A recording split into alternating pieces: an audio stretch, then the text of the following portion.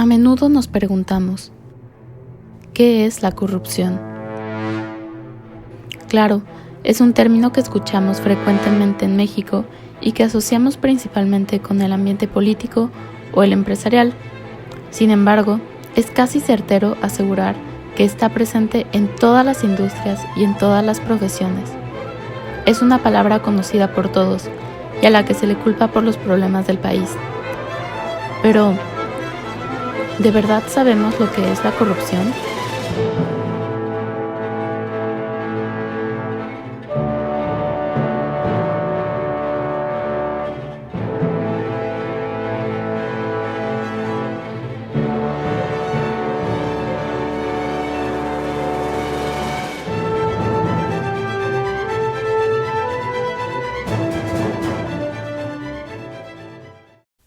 De acuerdo al investigador mexicano David Arellano, la corrupción es el abuso de la posición organizacional para obtener beneficios de manera ilegítima, o en otras palabras, intentar obtener un bien personal por encima de los bienes de un grupo.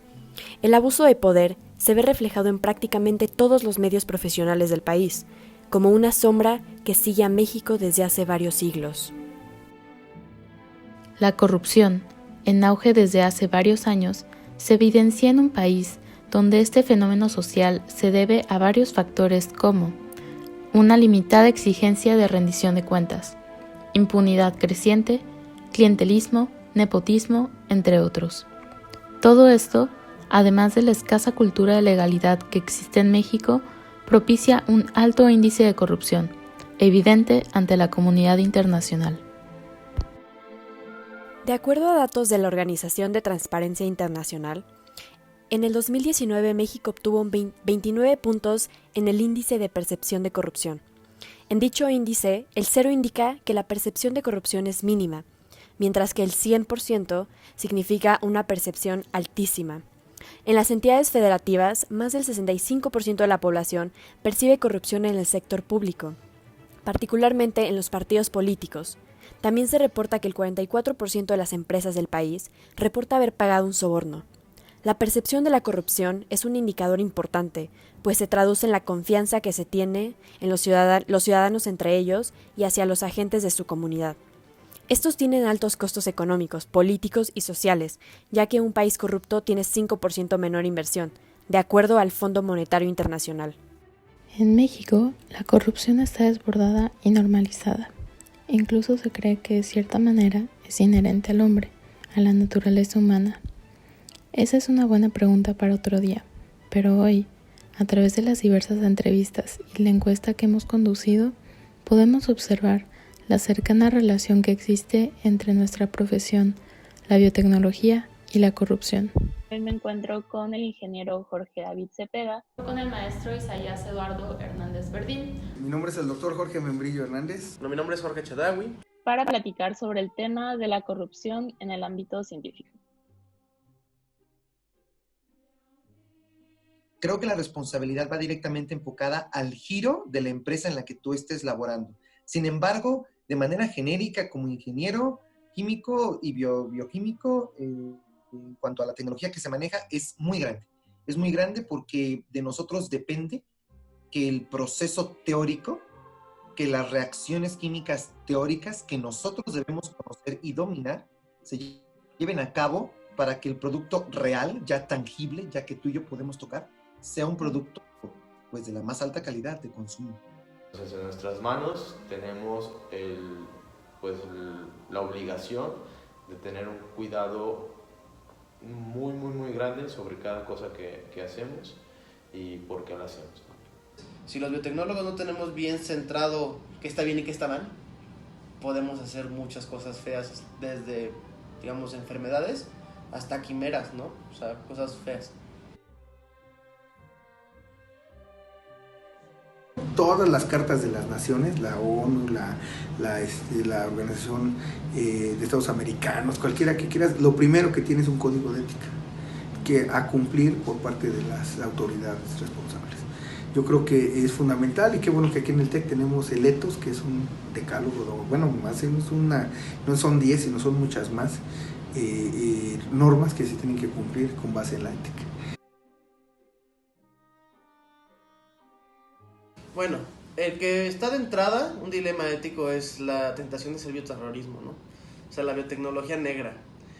Hay mucha gente que por algún momento les ha pasado, oye, si hiciera un virus especializado para matar a no sé quién, oye, pues, o sea, en la ciencia ficción suena muy padre, pero pues no lo puede hacer, ¿no? O sea, hay límites donde tú dices, si esto le va a afectar a la población, yo no puedo sacar esto al mercado, y al mismo tiempo, pues también la experimentación humana, ¿no? Si es un problema, ¿por qué? Porque por más que queremos llegar al avance científico, siempre hay ciertas cosas que tenemos que estar autorizados, porque estamos jugando con la vida humana. O sea, estamos entre el tabú y la bioética, ¿no? Pues eso es toda una rama de estudio de la biotecnología, es la bioética, y es qué puedo hacer y no con los seres humanos.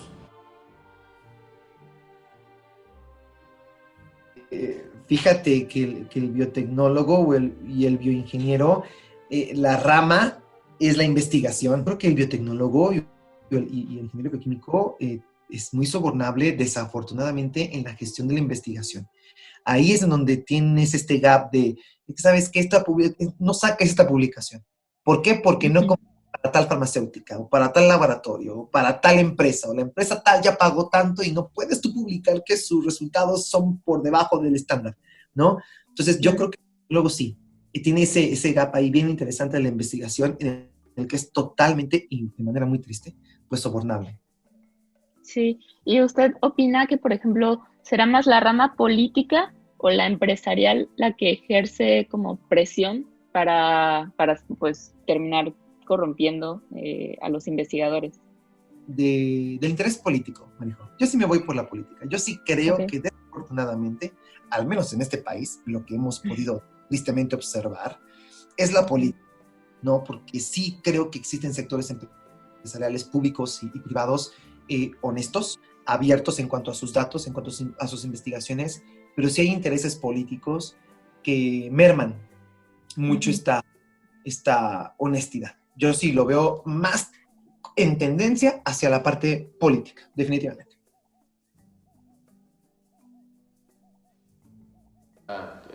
Pues muy grande, que ha sido cuestión de debate desde hace mucho tiempo, es la empresa de Monsanto. Tenemos el ejemplo claro de Monsanto, y seguro en algún punto de la carrera lo han visto.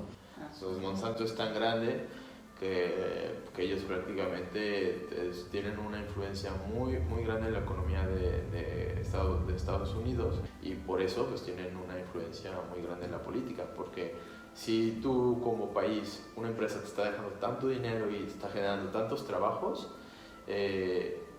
pues estás un poco en desventaja porque no le puedes poner a veces frenos, porque sería frenar tu propia economía a veces. Cuando una empresa quiere hacer mucho dinero, de repente se brinca los filtros de bioética.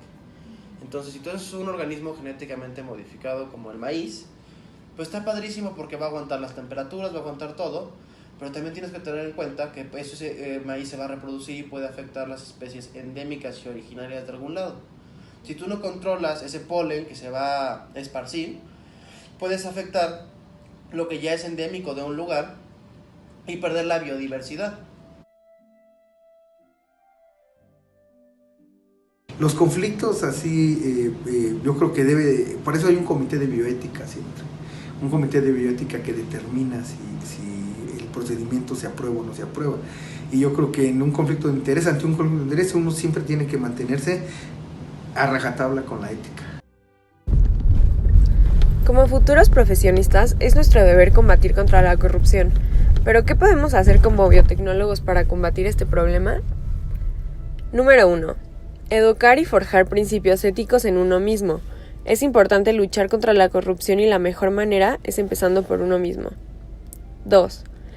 Acatarse a los principios de la ética y no dejarse llevar por un mero interés económico que a largo plazo no tiene el mismo impacto en el desarrollo de un país como lo tendría con menos corrupción y más inversión a la investigación, tecnología y su aplicación a la educación, siempre con fines éticos. Número 3. Fomentar el liderazgo, ser el ejemplo a seguir de las personas que te rodean. Número 4. Fomentar la comunicación. Se deben asegurar los canales de comunicación para denunciar conductas que pueden ser actos de corrupción.